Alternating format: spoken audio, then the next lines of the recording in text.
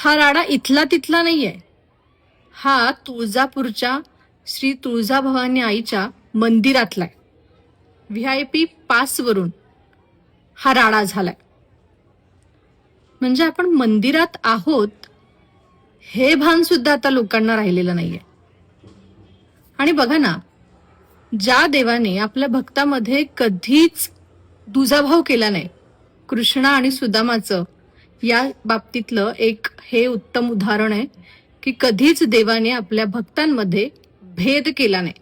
पण या पैशाने, या व्यवस्थेने VIP आणि भक्त, जो भक्त तासोन तास रांगेत उभं राहून फक्त आपल्या देवाचा एक कटाक्ष बघायला मिळावा म्हणून भक्तीने उभा असतो, असे 2 वर्गीकरण केले. आणि त्यामुळेच या राड्यामध्ये तुम्ही बघत असाल, लहान मुलं आहेत जी ओरडत आहेत, ज्यांचा जीव गुदमरतोय. पण मी म्हणते, इतक्यांदा VIP पासचा वाद होऊन सुद्धा का मंदिर प्रशासन अशी व्यवस्था करत नाही की कुणालाही पैसे देऊन दर्शन घेता येऊ नये?